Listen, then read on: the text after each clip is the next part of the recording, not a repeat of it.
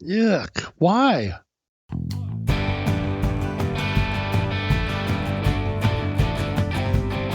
Hello? Hello, John. How are you today? Hey, Dan Benjamin. Shamalama. How's everything going up there? Whew, let me just think about that for a second. Yeah. Things are good, Dan. Things are good. A little yeah, weird, how about down there in Texas? I mean, other than like the ridiculous COVID situation, everything seems fine, I guess. Yeah, it is kind of ridiculous, that COVID situation, you know what I'm saying? Stupid. Yeah. A lot of people sick still, getting sick all the time. We've had to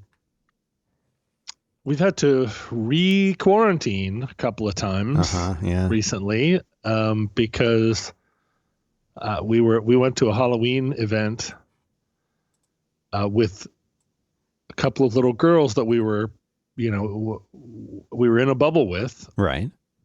And one of them had a cold and was and coughing on the buffet. Oh. And I said, no. What's going on with your cold, little girl? And her father, who's a friend of mine, was like, oh, well, she it's just a little sniffle. She picked it up when she was playing with our old friends so-and-so. And I was like, well, if she could have a cold, then she could have COVID-19. Yeah. Because if they had a cold, they must have gotten the cold somewhere you obviously don't know about. Yeah. And because colds, like, I haven't had a cold in a year, and it's been amazing. Not a single cold, because you don't just get colds, do you, Dan? They're not just like floating around. You get them from other people. You get them from people. Get them from people when they sneeze and they wipe their nose with their hand and then they shake your hand with it and all the other things that people do. Mm-hmm. And so we had to retract. We had to stop seeing our friends. Mm. And that's happened several times in the last 9 months, where we'd have a good situation and there'd be kids to play with, and we'd have a little like camp, and then it turns out, oh, wait a minute, you're not taking it as seriously as we are. Back to the drawing board, because all it takes is one person that doesn't take it seriously. Another guy that's working on my house came down with COVID this week. Guy that was tiling my bathroom. And so he's in your house. In my house. I know him. I've seen him. As soon as I found out he had COVID, I had to do that. Like, oh shit, when was the last time I saw him? When was the last time I was in the house at the same time that he was? And it's not so cut and dried that I'm like not a little bit checking my temperature, a little bit of just like, now wait a minute, was I in the same room with him within the last 20 days? Like, right. It's entirely possible. He's not one of the main guys that I interact with, but it's one of those things where I'm talking to a guy. We're all wearing masks. We're all standing 6 feet apart.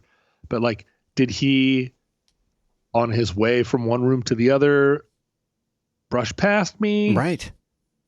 Probably no. Probably I'm super on top of that, but anyway. It's not what you want to learn about the person who's been in your house for a while. No. And it's not like you can get it from doorknobs, but you can get it from somebody's kid sneezing on your kid. Yes. Which is the real problem. But yeah, other than that, because we've got Thanksgiving coming up. The state of Washington is saying don't celebrate Thanksgiving. Right. But we're all going to go get tested, 5 days before Thanksgiving, and then we're going to see nobody of any kind, and we're going to all drive up to Bellingham and have Thanksgiving and we'll see how it's going to go. Ken Jennings usually comes over here every week, and he's been in Los Angeles for several weeks now doing game show business. Right. And he's flying back and was like, we got to, get in the studio and do some stuff. And I was like, no, you're getting off an airplane. You've been in California touching who knows who. Yeah, he definitely should quarantine or test or both. Yeah, right. So yeah, I gotta not do it. So will you guys do it remotely, or are you just not doing the show, or what? You got to do the show. You can't not do the show. Well, I have two shows that I have an enormous backlog of episodes. Oh, okay, yeah. Both Friendly Fire and Omnibus, we have already recorded episodes that will air in January. Mm-hmm. And then two shows, Roadwork and Roderick on the Line, where there's zero back catalog. We live right on the edge. We're ready to go. Record every week, and if for any reason we can't, then the show just doesn't air. Right. So it's two different mentalities, two different concepts, but it's interesting that I have four shows, but only two methodologies. Ken does not. We have never. Maybe one time when I was in Hawaii, we tried to record a show remotely, but we prefer to do it in person. I think Ken prefers to do it in person. I assumed we would do it remotely, even though we both live in Seattle, but he was like, no, we have to be there. And it really does, it makes a huge difference when you can look at the person across the table. I'm not sure if that's audible to people, because of course we're making a lot of gestures and looking at each other. It's interesting that we look at each other almost the entire time. Really, really just talking to each other right into one another's, just like we're sitting across a table. Yeah. And I think Omnibus is so dense with information that if you weren't doing that, there'd be a tendency, I think, just to sit and read your notes. You know what I mean? Like, oh, right. If the other person wasn't sitting across from you, you're saying that you could find that you would just get really into the notes and read from those and not engage with Ken in the same organic way. That's right. I mean, I would have notes, because right now my notes are on a piece of paper and his are too. We write them out longhand. And if he wasn't in the room, I would just be, basically looking at the internet. Right. And, like, oh, well, in 1776, Ken, so the notes that we write have to be in a kind of shorthand, because all you can do is kind of glance down at them. So it ends up being the kinds of notes I used to take in college, which is just like, I just write down the dates, basically. The dates and people's full names. And, my notes often have little arrows where it's like, oh, yeah, well, this country is the one that turned into this country, that type of thing, where you're drawing little pathways through your notes. You circle a thing and then you put a little thing over here. So yeah, I'm not in any big hurry to record that show remotely. I think it would change the dynamic. Yeah, it might not be good. Yeah, that's the thing. This might not be good now, but it might really not be good if we did it that way. Yeah. I mean, it definitely would change the dynamic. I remember the few times that I recorded with Merlin in person. It felt like for him. For me, it didn't matter. But for him, it was obvious that it really changed the dynamic of the show for him. And I think the show was different as a result of that. It was fun, but it was different. And it's weird because I remember back in the olden times when podcasting was still new. I'm talking back in maybe 2008. and I'd been podcasting for a couple years, but 2008 is when I went full time. And people used to assume, because I put a lot of time into the audio quality, into making the audio quality great, and I would do double ender and other things like that. Many times people would come up and they just assumed that me and whoever I was co-hosting with would just assume we were in the same room. Of course, we're sitting across the desk from each other. And now the opposite is true. It's always assumed that that's not the case. So when you find out that like you and Ken actually are sitting there looking at each other like that, that's the outlier now. Yeah, I'm just sitting here thinking, Dan, you and I, of all the people I've podcasted with, you and I are the only ones who have never done a show together. Never done a show in person. I do it every year with Merlin. Friendly Fire, we've done a lot of shows in person for the first 2 years. I think Adam was always in the room with me, and it was just Ben that was remote.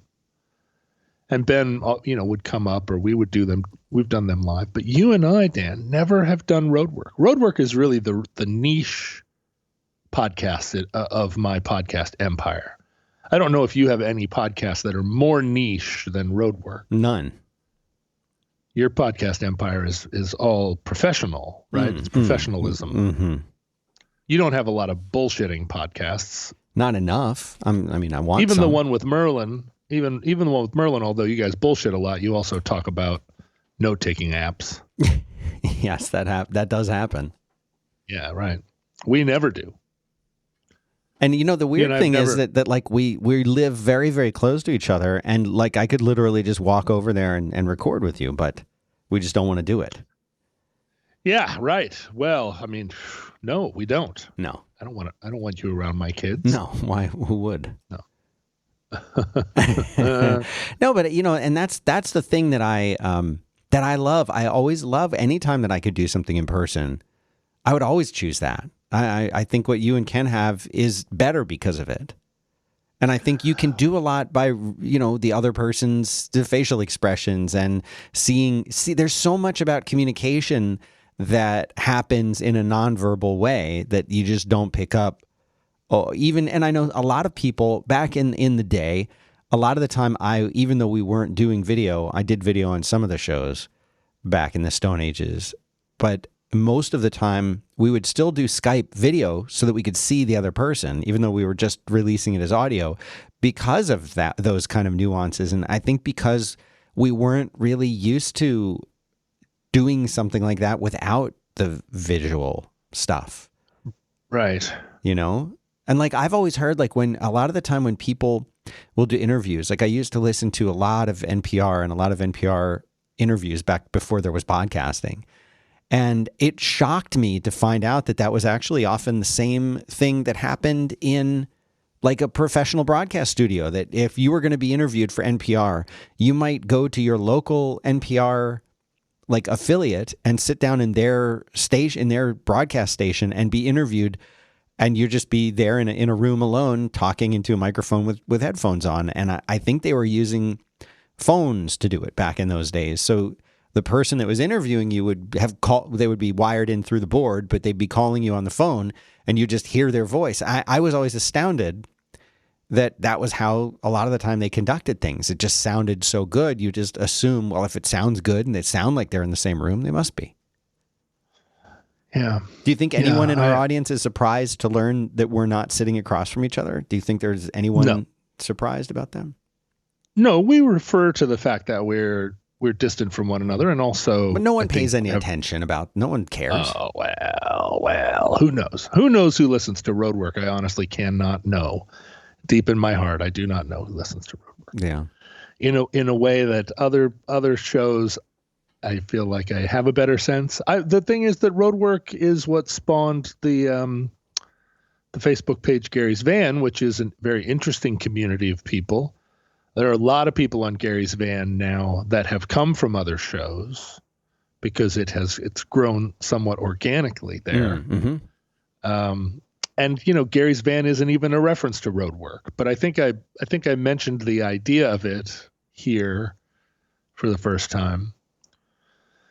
But yeah, it's a smaller community. I had a conversation with someone last night via text, and I know I've talked about this before, but my relationship to texting is something I really need to address because as I've said, I prefer texting.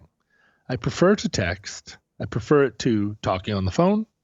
I prefer it to FaceTiming. I prefer it to, in a lot of ways, I prefer it to being in a room with someone. I really like to text. I think I'm great at it. I think that it's the best. I think it's the best way. And if texting isn't possible, I think emailing is just as good. Or, maybe emailing is even better. But I remember when I was on tour a lot, and there's a lot of demand for interviews when you're on tour. And unfortunately, I would say 85% of the interviews you do on tour, you get on the phone with a reporter who is a rock journalist of some kind. You talk for 30 minutes or an hour. It's a great conversation a lot of the time. You enjoy the rapport. And then when you get to the town and you open up the local alternative paper, the article that they wrote about you, you realize that they had 350 words allotted to them by the editor. And so the article is, the Long Winters are playing tonight at so-and-so and so-and-so. John Roderick says, come to the show. And then like two other comments. It's sparkly indie pop that they got from the bio. And you're like, why did I talk to this person for an hour? I thought at the end of that article that they were going to write a feature, like a big piece. Right. Because the conversation was just a little quote, just like a single quote or something? Yeah, and often it was a misquote. And often it's always a misquote. It's always a misquote. I've been interviewed for very, very, very few publications. And when I've been interviewed, it's never been for something controversial of any kind. I've never been correctly quoted. It's not like there was one. It's never been right. It's never been right. No matter how simple or straightforward it is, no matter what they're asking, it's always misquoted and it's always wrong or out of context. Yeah, and so often mispunctuated, which is the worst kind of misquote because it's not even a misquote. They just spelled a word wrong or they punctuated it wrong in a way that makes you, the interviewer, look like an idiot. Dumb, because it's your quote where you use the wrong your, or the comma, the misplaced comma changes the entire meaning of the sentence and it makes you sound like a dumbass. So when I first, and I remember it on tour, and I don't know what the publication was, but somebody that's because those interviews are set up by a chain of people. It always come from the label, but they had talked to somebody else, and I would often sit in the van driving across somewhere and talking on my little LG cell phone, flip phone, sitting in the back of the van, and finally somebody said, well, I'll email you some questions. And it was like a revelation because I could sit and answer all their questions in long form and make sure that my spelling and punctuation and word choice was perfect. And they didn't get to transcribe all the ums, because that's also my favorite, where you're quoted in a publication and they transcribe the ums. I know. Or when you start a sentence, just kind of like I've done now, you start a sentence, there's an ellipses, you change your direction of thought, you put an aside in there, and then you finish the sentence somewhere else, and it's kind of rambling and without a clear direction. You have in there, and then the people that take the pains. This is still a sentence, by the way. I've never put a period at the end of this. The people that take the pains to transcribe that entire mess and don't take the grain of a quote out of the middle of it. That just used to drive me crazy. Like, this is a story about a rock band. This is still the same sentence. This is an article about a rock band. You're not transcribing Henry Kissinger as he responds to your quote about the Christmas bombings. You're just trying to talk about a band. So many of those journalists took themselves so seriously as journalists. We would like to say thanks very much to our sponsor today. It is SaneBox. Do you get too much email? SaneBox is for you. It moves unimportant emails out of the inbox into a separate folder and summarizes them in a digest. That way you only have important emails in your inbox and you can process everything else whenever it's convenient to you. It works on top of your existing setup. That's just very cool. And this is the important part. You don't have to change your habits by creating a new burner account or downloading a new app. SaneBox just makes your existing one awesome. And it works everywhere. It'll work on any email provider, with any client, with any device. And here's what you're going to be asking yourself is, how does SaneBox know what's important? Well, it analyzes your past behavior, which emails you open, which you respond to, how quickly, how often, etc. And it determines the importance of incoming emails based on your behavior. But of course, they care about your privacy. That's your next question, right? It never looks at the content of your email. It only looks at the headers. This is the same information that pretty much every email server in the world is looking at when you send your email anyway. And they don't read the content. And they also have a lot of other features. They have one-click unsubscribe for newsletters. They could let you snooze non-urgent emails. You can move attachments to the cloud. They've got follow-up reminders, tons and tons of stuff. And they let you literally file stuff that you never want to see into a black hole, and it will never come back from it. This is a huge time saver from lists that I don't want to be on anymore, or I never should have been on in the first place. It's so, so handy.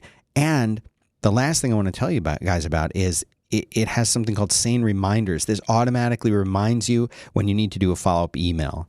So you can go through this entire process of communicating with someone, and then you get a reminder that says, hey, don't forget, you need to email this person back. It's so handy. I love it. We have an exclusive link for y'all. It will automatically give you a $25 credit applied to your account on top of their 14-day free trial. You don't even need a coupon code. You just go to sanebox.com/roadwork. One more time, sanebox.com/roadwork. Go check it out. It's a great company, and it really is a lifesaver. So thanks very much to SaneBox for making this show possible. But the best one of those was best / in some ways worst, but there was a woman who was trying to make her name as a writer, and she'd gotten the gig to interview me for The Believer, which was, a kind of a smart McSweeney's Orbit magazine about culture and art, and everybody in there was smart, and they were beautiful magazines. It was it was an honor to be interviewed for The Believer. Sure. And she interviewed me at length. And she was obviously a big Long Winters fan. And we had a wide-ranging conversation. And then she sent me the transcript. And she said, here's the transcript. If you want to make sure that I got it, that I quoted you correctly. And so here's this transcript, and it's a raw transcript, messy. Mm-hmm. And I went through and edited it, not just for clarity, but for content. Okay. Like, I punched up the jokes a little bit. Mm-hmm. And the places where I had gone, off on a tangent, I just took them out. You just brought it back a little bit. I brought it back. And in some cases, like, I changed her question to be the question that I wanted her to have asked. Right. And then answered that instead of, because a lot of the time somebody answers a question and you take a while to kind of, in your answer, to get over to where it's the question that you want to answer. And so I sent this back to her and was like, I made some changes just for clarity. And she read it and she was like, wow, that's, great. I love it. And I was like, oh, well, if you like that, why don't I take one more pass at it? Mm-hmm. And I went over it again and I just, I basically wrote our interview. The questions you wanted to be asked and the answers you wanted to give. Yeah. And and made them you interviewed yourself is what you're saying. I mean, and based on her interview, based on this hour or two conversation we had at Top Pot Donuts on Capitol Hill. And so when I sent it back to her, I had cleaned it up in a way where I finally, for the first time, felt like, oh man, I nailed it. Right. Because the first ever article about the long winters was, in some ways it was my dream come true. I'd been interviewed by the music editor of The Stranger, at the time Seattle's like alternative weekly, but also like the cultural center of the world I lived in. The Stranger was everybody I knew read every page of The Stranger every week. We waited for it to come out. You died a little if they didn't mention your band. If they did mention your band somewhere, anywhere, you soared. You looked for your friends. I have an archive of probably 5 years of Strangers in the basement in boxes. And these are large format newspapers. And those 5 years, like pretty much on every page, there would be something on that page that I had done or seen or participated in or involved a friend of mine. And so the music editor of The Stranger interviewed me about my, at that moment, unreleased debut album. And we talked for hours, and he wrote this incredibly long and weird, boring, too much information about stuff that didn't matter. I started because I'd never been interviewed before. And here was the music editor of The Stranger sitting across the table from me, and he was like, "Tell me about your childhood." And I was like, "Well, I was born on a dark and stormy night." And I talked about elementary school, and I talked about all this stuff that I've talked about on these podcasts for a decade. Yeah. Because it was all pent up. I needed to get it all out. Sure. And he weirdly didn't edit it for content, and weirdly we didn't talk about the music that much. We talked about my mom. We talked about, just like, and I wasn't practiced at it. So I just sort of talked to him as though I was on the second date with a girl that I liked and was nervous with. And I was telling her my life story, but in a way that, in a way where I wasn't comfortable. I was telling her my life story, but I was too nervous. And so I was just sort of like, and then, it was weird because blah, blah, blah, blah, blah, blah. And he published every note of it. The article is 5 pages long or something. And so, the front page of it is a picture of my face that is like the entire page. It's a thing I had never seen in The Stranger. And it was a thing where the day it came out, I walked down the street and people turned their heads and looked at me because they had seen my face in The Stranger. And that was at the time, I think, as big as any of us thought you could get. But the article was an embarrassment, in a way. It was embarrassing. It wasn't cool. It was a perfect storm of like, that's not how it's done.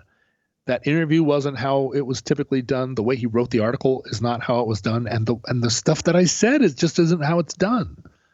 I should have been cool. I should have said like, yeah, well, music just comes from the soul, and it just falls out of you like blood and guts, and then you play the guitar and smoke a cigarette, and then you have some sex and blah. And instead I was like, the thing about being a child is that a child has a heart that something's, just like, what? And the strangest thing, I think that night, or maybe the next morning, I was sitting at home and the phone rang, the wall phone, and I picked it up off of its cradle. No, no, no, it was at night. It was late at night. I picked up the phone and a voice on the other end, drunken voice, said, "Too much information, man," and hung up. And this was somebody that had my phone number. Yeah. Did you know them? Well, I mean, I have a short list of who it was. Yeah. But there are a lot of people in my life, then in particular, who drunkenly would say, "Too much information, man," and they'd be indistinguishable from one another. Like, was that Garrett? Was that like who? It could have been 5 people, and it could have been, and I think it might have been Brent. But they had to have been a drunk at that time, and B, someone that it mattered that much to them. Because there were a lot of people in my world who were in bands who desperately wanted to have an article about them in The Stranger. They were envious that it had happened to me. And they were already mad at me because I quit drinking at the time only, 4 years before? I mean, there were a lot of people in Seattle at that point that knew me when I was a drunk and still knew me, and they were still drunks and I wasn't anymore. Oh yeah. I don't know. And it was like a strange curse, right? It was like somebody had called me to put like a Roma curse on me in the middle of the night. And if there's anything, I mean, there's so many things I would do differently about the time I was in the band and the way I approached publicity. But if I could go back and change that initial article, because it's the type of thing that I would have pointed people to my whole career. Like, oh, just go read the article in The Stranger, that came out around my first record, and that'll tell you kind of the history of the band and everything you need to know. But I was immediately, and I haven't read it since I guess it came out in 2001, maybe 2001. I haven't read it since then because I was so horrified by it when it came out. I remember grabbing the paper and going to a cafe and opening it up and being shocked by my picture, and then starting to read the article, and like right away I was like, "Oh no, what is this about? Oh no, no, this isn't, no, not this." So I haven't read it since. But you would think in the 20 years since then, I would have either reconciled myself to it or, but the article was greeted by everyone that I knew, including my mom, as like, "Oh yeah, well, that's nice, a big article." So I love to email and to text, Dan, because I can be assured that the words are exactly what I mean. And there's no room for someone else to make an error in transcription. Mm-hmm. But the problem is, of course, that the error in transcription was in the house the entire time, right? It's in their mind is the error in transcription, and is in my mind too.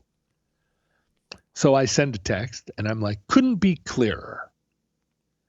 But that's not how it's received at all. Mm-hmm. The text is received in a different way. I sent a text to a friend 2 nights ago where I kind of, in 2 spare and elegant sentences, really broke down like a whole issue in her life right now, and and the sort of scope of the problem, and she didn't reply.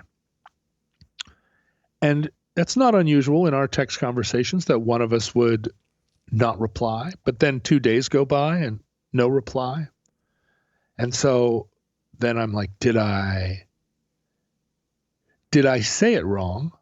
Or was the fact that I was saying it at all wrong? Mm-hmm. Or did I say it so right that she's swimming in all the thoughts that it engendered, and she's, trying to figure out how to reply?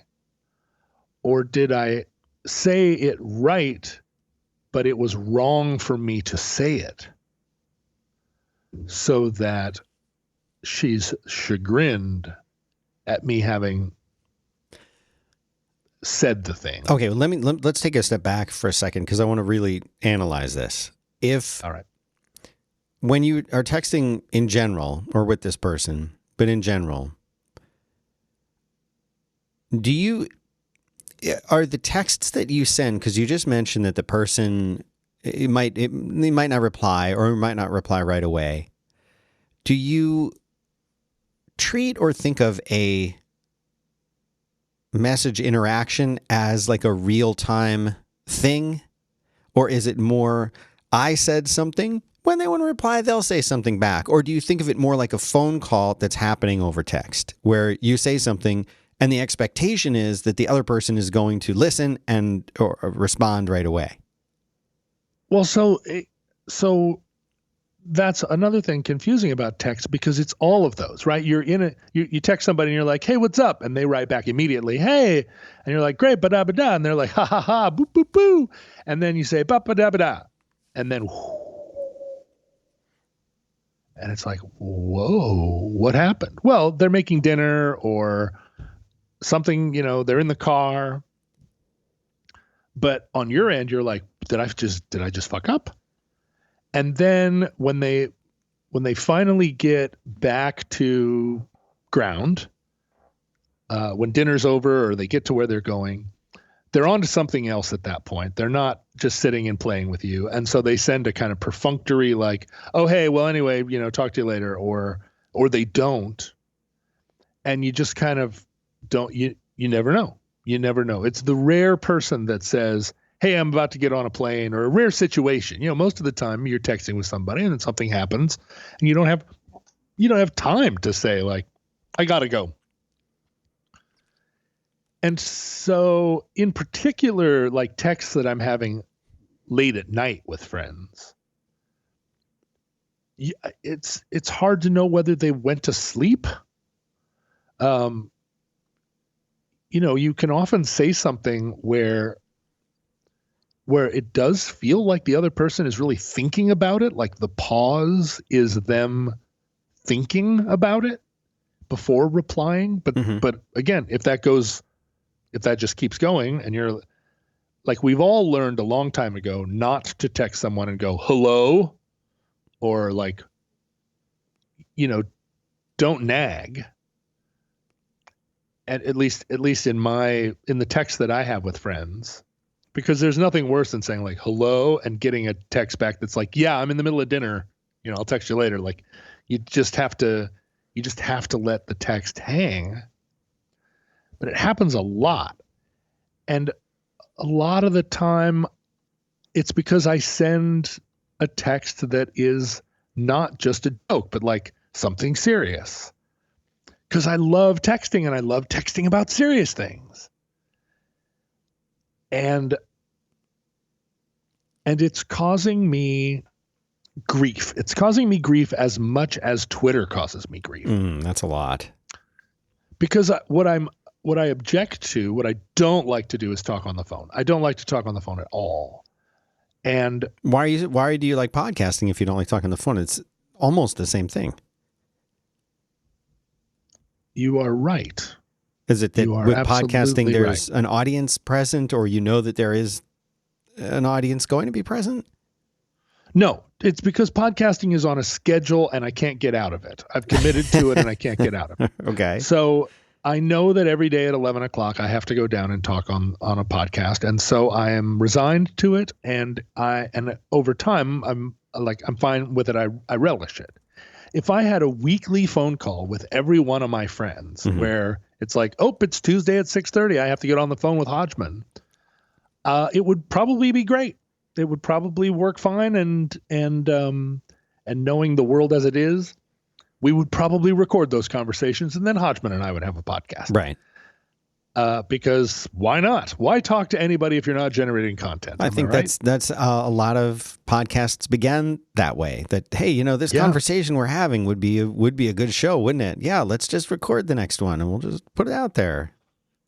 Yeah, I mean, thanks to Merlin for, I mean, that's the whole name of that show is that he's calling you and they're recording it. I think I've talked before, but my friend Sean Nelson of Harvey Danger, when our relationship first started, like before he hired me to be in the band,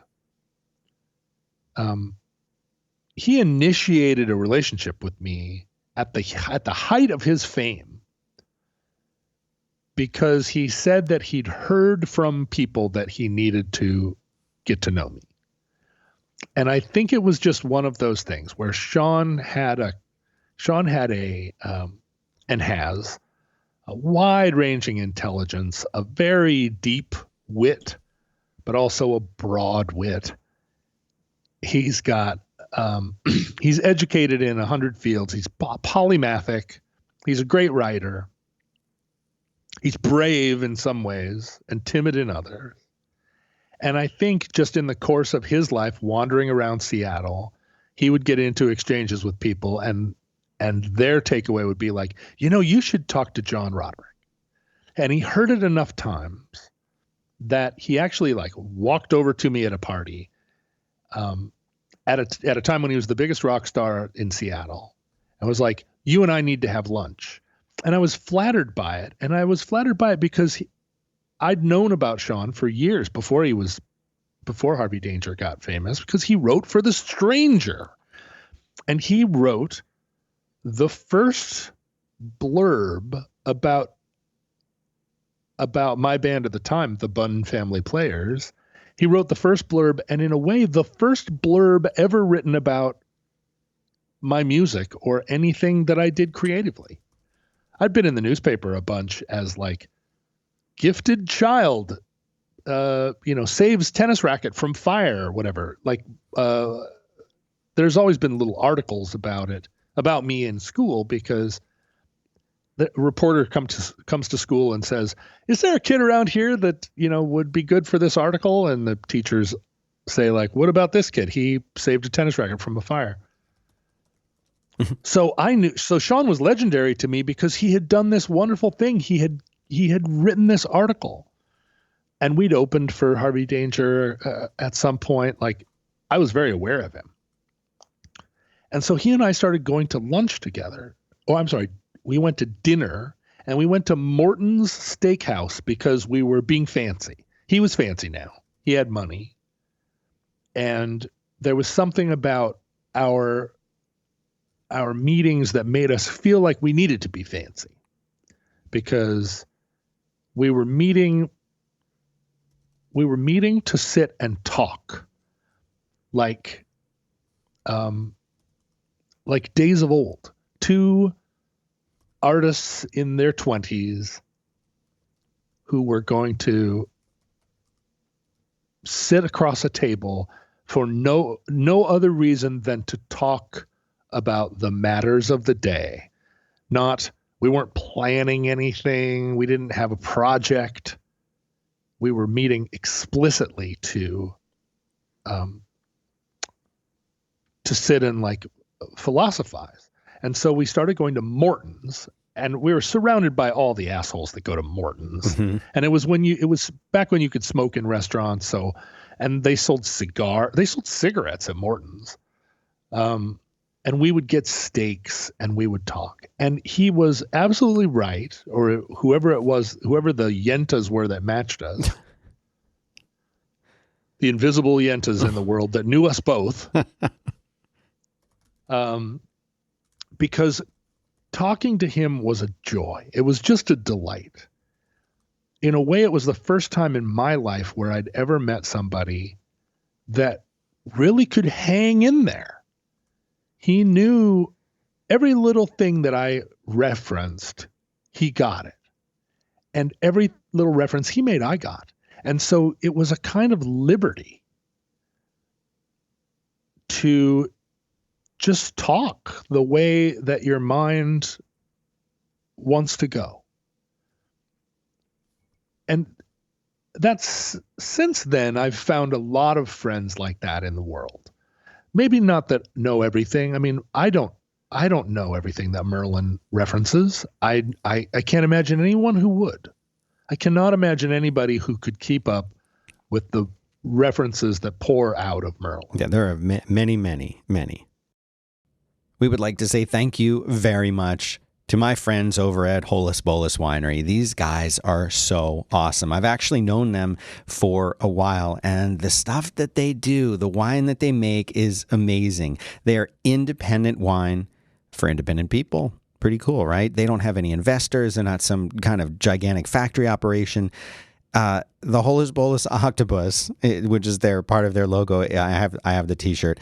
It's just 4 arms and 4 legs of Amy and Peter. This is a husband and wife team. They love wine. They know wine, and they want everyone's wine to be delicious and made by actual human beings, not spreadsheets, not corporate stooges. And when I say that this wine is made by people, like it really is, it's just Peter and Amy. They farm 5 acres of their own vineyard, which they've named the Joy Fantastic. And it really is from their farm to your table. Everything that they've done has been built over time, just the 2 of them. They've reinvested any of the profits that they made over the years back into the winery until they could finally plant their own vineyard back in 2014. You know, they really know their stuff. Amy is a master of wine. This isn't just a term that I made up. There are 409 masters of wine on the planet, and only 52 of them are in the United States. And of those, only 18 are women. And one of them is Amy. And she's out there picking the best grapes, making this awesome wine for you guys. They do really, really great wine. Every grape in the bottle is grown in the Santa Rita Hills, Santa Maria Valley, California. So whether you go with their Pinot, their Chardonnay, their Syrah, it's all really great. Now, they basically have 2 labels. One is named after the vineyard, the Joy Fantastic, and the other is after the winery, which is Holus Bolus. And Holus Bolus wines, again, naturally made using native yeast, so they are vegan. No animal products are used, period. All their wines are bottled with low levels of sulfur. And you can learn more by going to thejoyfantastic.com. Order yourself something for you or for your loved ones. It's a great gift for the holidays, which are coming up. And you always need a bottle of wine on the table, so why not make it a good one? You know, it's a special time. You can try one wine. You can get one of the Joy Fantastic 3-packs. You can join their wine club for either label. And like I said, I have the T-shirt. They have a very cool octopus logo. And I love that shirt. So if you decide to become a wine club member, you're going to get 15% off every order. And guess what? Listeners of this show, Amy and Peter are giving you the awesome deal that you would get if you were in the wine club through December 31st. And you've got to use the code ROADWORK15 at checkout to get that. So thejoyfantastic.com, ROADWORK15 at checkout. And thanks so much to Holus Bolus for making this show possible. And across a matrix of knowledge that Merlin has. And when I first met Merlin, Merlin is, as we've all gotten older, we've all kind of pulled back from engaging in the culture of the moment. But when I first met Merlin, he was deeply engaged with the culture of the moment, in addition to having been engaged with the culture of the moment for decades. And so he could turn on a dime. Like, he just was spinning like a top. He was like the assassin bot from Mandalorian. Like, there was no thing that was not in his peripheral vision. But with Sean, Sean also has a kind of, he can be a frenetic talker if he's nervous, but in situations like that where he's a lazy, laconic conversationalist, we just had these long sort of yes and conversations. And at one point he brought a tape recorder and said, we're going to tape these conversations need to be preserved. It was before podcast existed. He just had it in mind that he was going to take the transcript of these conversations and write My Dinner with Andre. And of course, as soon as the tape recorder was on the table, we both clammed up. We had no idea. All of a sudden we were awkward. We were performing for the tape recorder. Like neither of us had any experience then. And I think there's something about being young, and by young, I mean, in my case, I was in my late 20s. But we definitely had the feeling that kind of our words were important. You only get one chance to say it. And so it's got to be right. You've got to get it all in there. I mean, what the great thing about podcasting is it's not your only chance to say it. I've probably told this story 3 times. Mm-hmm. You get to say it again if you didn't get it right, or you get to say it. You get to put a different spin on it. You don't have to get it right the first time. And that allows you to just sort of go. And I've told this story 3 times, but every time coming from a different place and headed to a different place. So our conversation totally dried up, so much so that it was clear to us both, like, don't bring that tape recorder again. That's bad. And what's weird about it is that of all the people I know, even including Merlin, Sean Nelson should have had a podcast. Should have had a podcast from the very dawn of it, because he was born to do it. Absolutely capable of sitting and talking for an hour a week or an hour a day about pretty much anything, and it would be entertaining and funny and smart. But when I first started doing Erotic on the Line, I went to him and said, you need to do a podcast. We should do a podcast. And he demurred. And then I went to him in 2012 and said, you need to do a podcast. You could do record reviews. You could do anything about music or art or just, and he was like, well, it's a little too late, don't you think? I mean, isn't podcasting like kind of at its peak? I don't want to be somebody that gets in late in the game. And I was like, I don't know. It's, 2012. It feels like there's still a place for a Sean Nelson podcast. And I think every year after that, I've talked to him about it, and he has said no. And a part of it is that that he feels like there's not room for any more podcasts, and he doesn't want to be a late bandwagon jumper. But also I think that he thinks back to that tape recorder on the table, and he's worried that the same thing will happen, that the mics will go on and it'll just be like not as funny, not as good. And I don't know that for certain. He and I have a relationship that's very much like two competing brothers. I think of it as being sort of like the Wahlberg brothers, where the oldest one was a huge star, a massive star. Yeah. And then the younger one came up and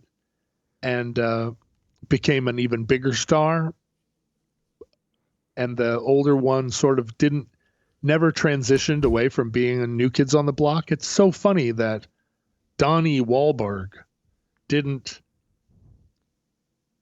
somehow find a way, as his younger brother just rocketed past him, find a way to pivot somehow. I mean, I guess he's been in a movie or something, but like, how different could it be? They look alike, And that's not an analog to my relationship with Sean, because neither of us are really anywhere close to the talent, the pure distilled talent of the Wahlbergs. No. but just the dynamic of like two brothers who are in competition with one another. Mm-hmm.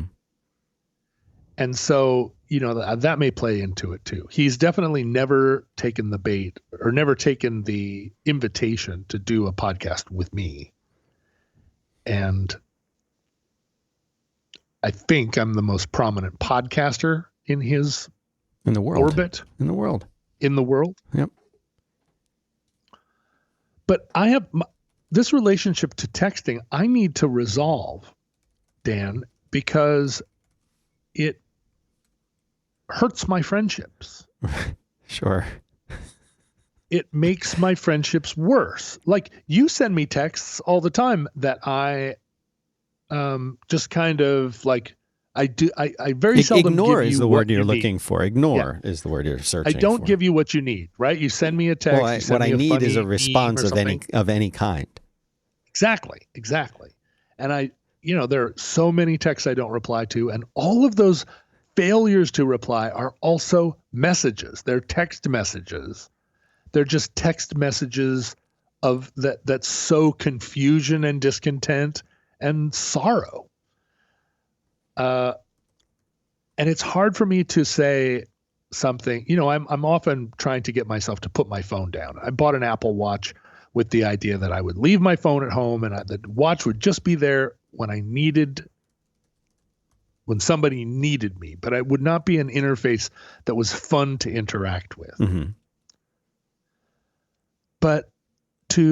And I fail at that all the time, and I haven't worn my Apple Watch in months, and I set time limits on my phone so that things like games and social media would shut down after 45 minutes.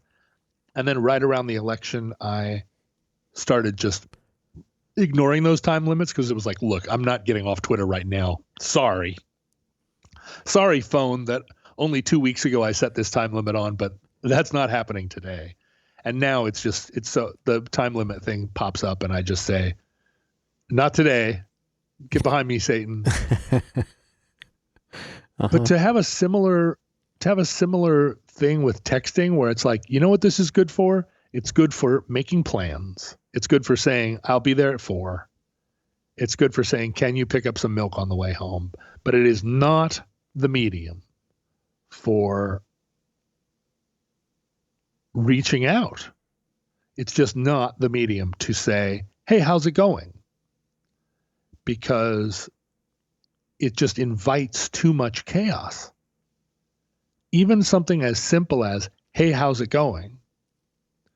The more interested in a reply you are, the more risk you're taking when you send that text. Mm-hmm. My mom and I send texts all the time. She sends me a text and she's like, will you bring the rake? And I go, yes. Uh-huh. I have a thing here that I need you to look at. And then she writes back and she goes, what was the name of the cat that lived across the street from us when we lived in Shoreline? And I say, oh, that was, Bowser the cat. And Mm-hmm. she's like, right. We send texts like that back and forth all the time. There's hardly any confusion between us. And yet my mom also will say, if I don't reply to her text, she'll text me an hour later and go, see above text. Mm-hmm. Like, she does not let me not reply to a text. But if I But write a text it's your to somebody, mom, though. It's my mom, right? If I write a text to somebody that says, hey, how's it going? If it's somebody that I really, because there's so many situations in my life, and I don't know if this is true of yours or of other people's, but like, I have a lot of ongoing relationships that never feel resolved to me. Like, even my relationship with Hodgman, which is 14 years old now, it's not clear, right? I mean, at a certain level, it's clear. Like, we'll be friends forever. But at another level, like, he started that show with David Reese, Dicktown. And I sort of vaguely knew they were working on something. But it's not like he and I were texting back and forth and he was saying, hey, I'm working on this thing with David. Like I wasn't invited to participate. I'm not one of the guest stars. I learned about it when everybody else in the world learned about it, when it came out. Right. And that's not unusual in the sense that I'm working on stuff and I'm not talking to Hodgman about it. We don't talk every day. But at the same time, it felt a little bit like, oh, hey, congratulations, you guys. Like, I'm friends with both of them. There's every reason why they would have at some point asked me to be on the show, and they didn't. And that's because between the two of them, they probably have 80 people that they could ask to be on the show, and they only had 15 slots. But that is all just the sort of groundwork of explaining that when I send Hodgman a text the week that Dicktown comes out, or the week that I've become aware of it, I send him a text that's like, hey, how's it going? That text is loaded with feeling. Mm-hmm. And it is not innocent, right? It's not like, hey, how's it going? It's like, hey, how's it going? Hey there. And so to get a reply like, great, how's it going with you? Like that is also loaded. And that's true of so many of my communications with people, right? Like Ken and I text back and forth every day, but the elephant in the room is, how much does he know about the intentions of the producers of Jeopardy to make him the host or not the host, that he is not telling me because A, he's under a non-disclosure agreement. Right. And even though we are in one another's coronavirus bubble and I see him every week of his life, he still excludes me from the NDA in his mind, or in his circle mind. How much of it is he not telling me because he's a Mormon and he's just incredibly reticent about things? And because there are things that I learned later, he didn't tell his wife. There are things about like when he finally won Jeopardy or whatever, or when he finally lost or something, like some of that stuff he didn't tell his wife until later. Really? Like his kids didn't know that he had won the GOAT until they sat and watched it on TV together. Meaning that he won that contest in January. I'm sorry, he won that contest in December. I mean, I watched it. but it didn't air until, I don't remember when, but much later, right? February? Yeah, I don't know how long it did, but I know there's a big delay. But that entire time, he was living in his house with his 2 teenage kids and didn't tell them whether he'd won or not. Now, I mean, it's amazing. I'm sure that there's part of the agreement is that he can't talk about it, and I'm sure that there have been a lot of people in secret organizations, whether it's spy stuff or whatever, who can't talk about it, or scientists who are making the atomic bomb and can't come home and tell their wife about it, that kind of thing. But I mean, right. Could he have not told his wife about it? No, I'm sure he had to have told her. But by way of saying, I know that